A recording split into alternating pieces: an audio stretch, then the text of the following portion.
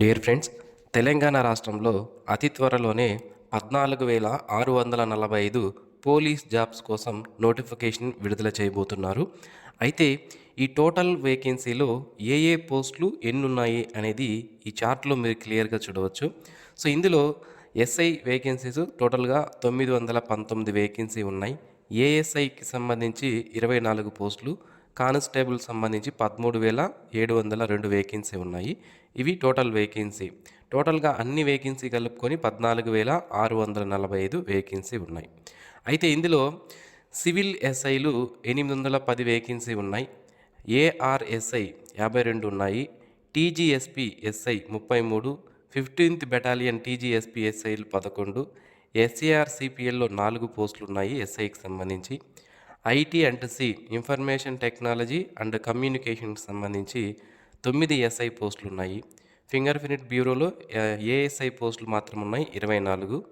And PTO driver mechanic ఇక్కడ SI పోస్టులు లేవు. సో అయితే ఏఎస్ఐ వేకెన్సీలో ఎస్ఏఆర్సిపిఎల్లో 11 పోస్టులు ఉన్నాయి. ఫింగర్ ప్రింట్ బ్యూరోకి 24 వేకెన్సీస్ ఇవ్వడం జరిగింది. ఇక పోలీస్ కానిస్టేబుల్, ఈ పోలీస్ కానిస్టేబుల్ జాబ్స్లో సివిల్లో 9,284 పోస్టులు ఉన్నాయి. ఏఆర్లో 3,578 వేకెన్సీస్. 15 టీజీఎస్పీలో ఎటువంటి వేకెన్సీస్ పీసీ ఇక్కడ మనకు చూపించలేదు. 15th బెటాలియన్ టీజీఎస్పీలో 542 ఉన్నాయి.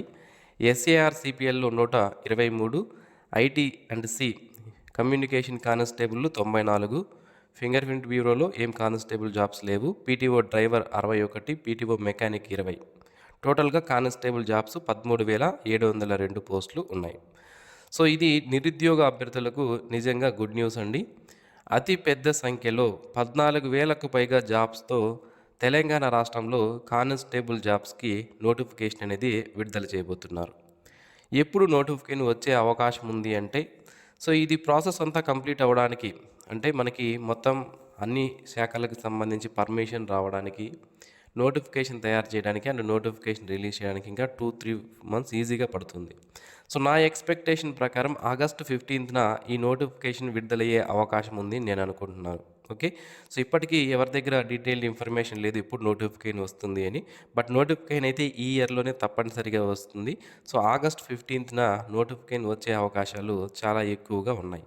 కాబట్టి మీ యొక్క ప్రిపరేషన్ని ఇప్పటి నుంచే మీరు స్టార్ట్ చేస్తే మీరు ఈజీగా జాబ్ సాధించుకోవచ్చు. మరి ఈ జాబ్స్కి సంబంధించి ఏం క్వాలిఫికేషన్స్ ఉండాలి, ఫిజికల్ స్టాండర్డ్స్ ఏముండాలి, సెలక్షన్ ప్రొసీజర్ ఏ విధంగా ఉంటుంది అనే వివరాలు ఇప్పుడు నేను మీకు తెలియజేస్తాను.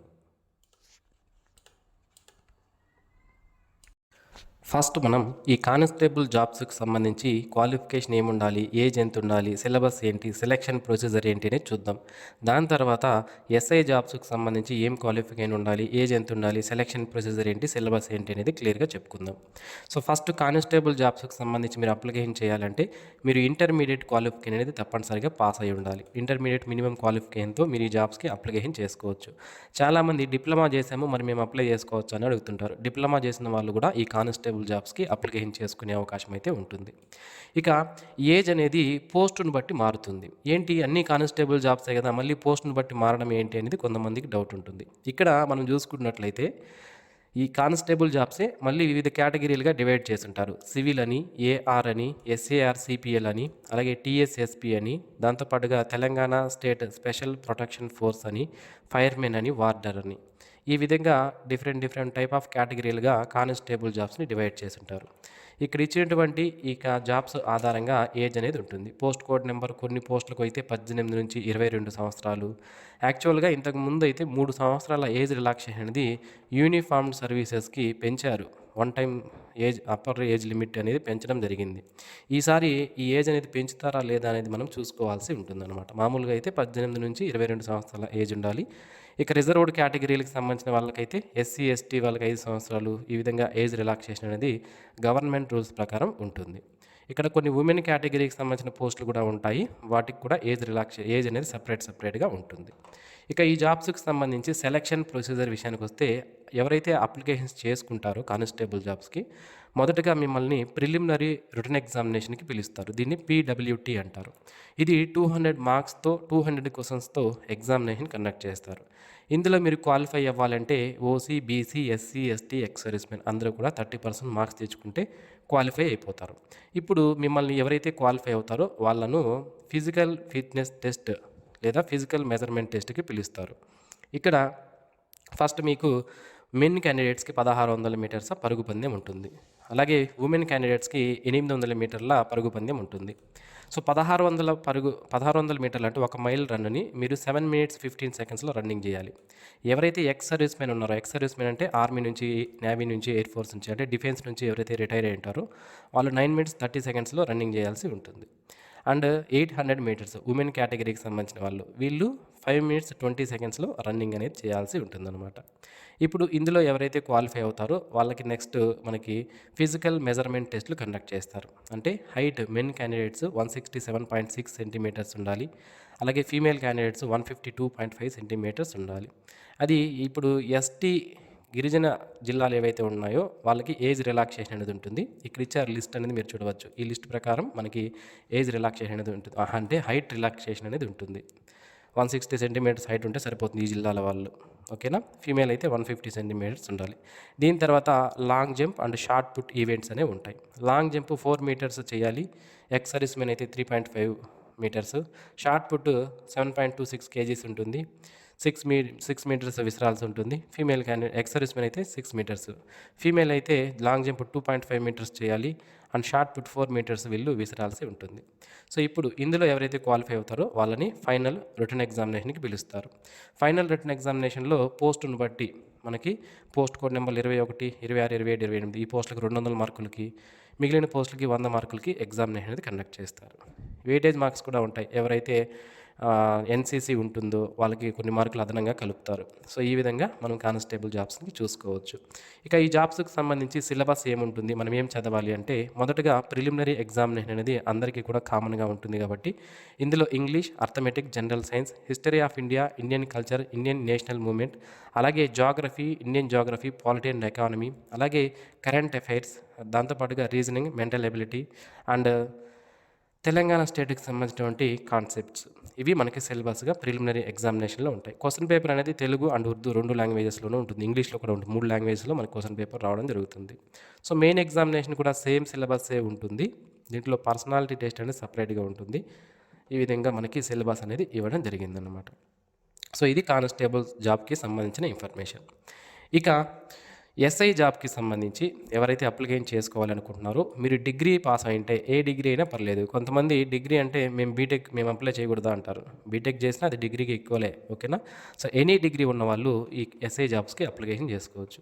ఈ ఎస్ఐ జాబ్స్కి కూడా ఏజ్ రిలాక్సేషన్ అనేది సపరేట్గా ఉంటుంది. పోస్ట్ కోడ్ని బట్టి అది మారుతూ ఉంటుందన్నమాట. సో మనకి 21 నుంచి 25 సంవత్సరాల మధ్యలో ఉన్నటువంటి అభ్యర్థులు అప్లికేషన్ చేసుకోవచ్చు. ఏజ్ రిలాక్సేషన్ అనేది ఎస్సీ, ఎస్టీ వాళ్ళకి 5 సంవత్సరాలు, SC, ST, BC, economically weaker section వాళ్ళకి 5 సంవత్సరాల ఏజ్ రిలాక్సేషన్ అనేది గవర్నమెంట్ రూల్స్ ప్రకారం ఉంటుంది. సో అన్ని ఎస్ఐ పోస్టులే కదా, మళ్ళీ దాంట్లో ఈ కేటగిరీలు ఏమన్నా ఉంటాయి. సివిల్ అని, ఏఆర్ అని, ఎస్ఏఆర్సిపి అని, టీఎస్ఎస్పి అని, అలాగే స్పెషల్ ప్రొటెక్షన్ ఫోర్స్ అని, ఫైర్ డిపార్ట్మెంట్కి సపరేట్గా, జైల్ డిపార్ట్మెంట్కి సపరేట్గా ఎస్ఐ పోస్టులు ఇవ్వడం జరుగుతుందన్నమాట. ఇక ఈ జాబ్స్కి సంబంధించి సెలక్షన్ ప్రొసీజర్ అనేది ఏ విధంగా ఉంటుందనేది చూద్దాం. సో ఫస్ట్ దీనికి కూడా ప్రిలిమినరీ ఎగ్జామినేషన్ అనేది కండక్ట్ చేస్తారు, ఓకే. సో దానికి సంబంధించిన డీటెయిల్స్ చూద్దాం. ఈ ప్రిలిమినరీ ఎగ్జామినేషన్ మనకి 200 మార్కులకి కండక్ట్ చేస్తారు. ఇందులో reasoning, mental ability separate question papers అనేవి ఉంటాయి. రీజనింగ్ అండ్ మెంటల్ ఎబిలిటీకి 100 క్వశ్చన్స్ సపరేట్ పేపర్ ఉంటుంది. జనరల్ స్టడీస్కి సపరేట్ అనే టోటల్ 200 మార్క్స్తో ఈ ఎగ్జామినేషన్ కండక్ట్ చేస్తారు. అన్నీ కూడా ఆబ్జెక్టివ్ టైప్ మల్టిపుల్ చాయిస్ క్వశ్చన్సే ఉంటాయి. ఈ ఎగ్జామినేషన్కి సంబంధించి ఎవరైతే క్వాలిఫై అవుతారో వాళ్ళకి ఫిజికల్ ఎఫిషియన్సీ టెస్ట్ మరియు ఫిజికల్ మెజర్మెంట్ టెస్ట్ కండక్ట్ చేస్తారు. ఫిజికల్ ఎఫిషియన్సీ టెస్ట్లో మెన్ క్యాండిడేట్స్ 1600 మీటర్స్ని 4 minutes 15 secondsలో రన్నింగ్ చేయాల్సి ఉంటుంది. ఎక్స్ సర్వీస్ మెన్, డిఫెన్స్ నుంచి రిటైర్ అయిన వాళ్ళు 9 minutes 30 secondsలో రన్నింగ్ చేయాలి. And 800 meters run female candidates దీన్ని 5 minutes 20 secondsలో రన్నింగ్ చేయాలి. ఈ విధంగా ఉంటుంది. ఇప్పుడు ఎవరైతే క్వాలిఫై అవుతారో దీని తర్వాత హైట్ అనేది చెక్ చేయడం జరుగుతుంది. ఈ హైట్ 167.6 సెంటీమీటర్స్ హైట్ ఉండాలి. అలాగే ఫీమేల్ క్యాండిడేట్స్ 152.5 సెంటీమీటర్స్ ఉండాలి. ఇక్కడ ఇచ్చినటువంటి డిస్ట్రిక్ట్స్ ఎస్టీ ట్రైబ్స్ డిస్ట్రిక్ట్స్ ఏవైతే ఉన్నాయో ఈ జిల్లాకి సంబంధించిన వాళ్ళకి మాత్రం మెన్ క్యాండిడేట్స్ 160 సెంటీమీటర్స్ హైట్ ఉన్నా సరిపోతుంది. ఫీమేల్ క్యాండిడేట్స్ అయితే 150 సెంటీమీటర్స్ ఉన్నా కూడా హైట్ సరిపోతుంది, అప్లికేషన్ చేసుకోవచ్చు. దీని తర్వాత long jump and shot put events అనేవి కండక్ట్ చేస్తారు. Long jump general candidates 4 metres, ex servicemen అయితే 3.5 మీటర్స్, ఫీమేల్ క్యాండిడేట్స్ అయితే 2.5 మీటర్స్ చేయాలి. Shot put general candidates 6 metres and ex servicemen కూడా 6 మీటర్స్, ఫీమేల్ క్యాండిడేట్స్ అయితే 4 metres shot put అనేది చేయాల్సి ఉంటుంది. దీని తర్వాత ఫైనల్ రిటర్న్ ఎగ్జామినేషన్ అనేది కండక్ట్ చేస్తారు. ఈ రిటర్న్ ఎగ్జామినేషన్లో టోటల్గా 4 పేపర్లు ఉంటాయి. ఇందులో పేపర్ 1 వచ్చి ఇంగ్లీషు, పేపర్ 2 వచ్చి తెలుగు, పేపర్ 3 వచ్చి అర్థమెటిక్ అండ్ రీజనింగ్, పేపర్ 4 వచ్చి జనరల్ స్టడీస్. సపరేట్ పేపర్స్ ఉంటాయి. పేపర్ 1లో ఇంగ్లీష్లో 25 క్వశ్చన్లు ఆబ్జెక్టివ్ టైప్ ఉంటే 75 క్వశ్చన్స్ వచ్చి మనకి డిస్క్రిప్టివ్ టైప్ ఉంటుంది. సేమ్ తెలుగు లేదా ఉర్దూ పేపర్ కూడా 2 ఉండవు, తెలుగు ఉర్దూ 2 ఉండవు, ఏదో ఒకటి తెలుగు లేదా ఉర్దూ మీకు ఏది కావాలంటే అది చూస్ చేసుకొని ఎగ్జామినేషన్ రాయొచ్చు. ఆబ్జెక్టివ్ టైప్ 25 క్వశ్చన్లు, డిస్క్రిప్టివ్ టైప్ 75 మార్క్స్కి ఉంటుంది. ఇక పేపర్ 3 టెస్ట్ ఆఫ్ రీజనింగ్ లేదా మెంటల్ ఎబిలిటీ, ఇది మనకి టోటల్ 200 మార్క్స్కి కండక్ట్ చేస్తారు. అలాగే జనరల్ స్టడీస్ 200 మార్క్స్కి కండక్ట్ చేస్తారు. ఇక్కడ పోస్ట్ కోడ్ని బట్టి మనకి మారుతాయి మళ్ళీ. ఓకే, టోటల్ మార్క్స్ అనేవి మారుతాయి, అది కూడా మనం చూసుకోవాల్సి ఉంటుంది. ఎందుకంటే కొన్ని పోస్టులకి ఈవెంట్స్ మార్కులను కలుపుతారు. ఓకే, కొన్ని పోస్టులకి ఈవెంట్స్ మార్కుల్ని కలపరు, అది కూడా మనం చూసుకోవాల్సి ఉంటుందన్నమాట. సో ఇది ఫ్రెండ్స్. ఇక సిలబస్ విషయానికి వస్తే ఇది ప్రిలిమినరీ ఎగ్జామినేషన్ సంబంధించిన సిలబస్. మనకి పేపర్ 1కి సపరేట్గా, పేపర్ 2కి సపరేట్గా ఉంటుంది. మెయిన్ ఎగ్జామినేషన్ సంబంధించిన సిలబస్ ఇది. సో మీకు కావాలంటే పీడిఎఫ్ లింక్ని కూడా వీడియో కింద డిస్క్రిప్షన్లో ఇస్తాను. ఒకసారి మీరు సిలబస్ కూడా డౌన్లోడ్ చేసుకొని మీ ప్రిపరేషన్ అనేది మీరు స్టార్ట్ చేయవచ్చు. So thanks for watching this video. Have a nice day friends.